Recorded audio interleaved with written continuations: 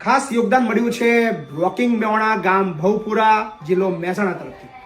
ખાસ એક જોરદાર સમાચાર એવા છે કે આપણા ચોથા સમૂહ લગ્ન માટે આપણને સરસ મજાનો 5 દીકરીઓ માટેનો સહયોગ પ્રાપ્ત થયો છે. ખાસ જેમનો સહયોગ પ્રાપ્ત થયો છે એમના દાદા દાદી એમ કહી રહ્યા છે કે એમને જીવનચર્યા નથી કરવી અને એ પૈસાથી 5 દીકરીઓના લગ્ન કરાવવા છે.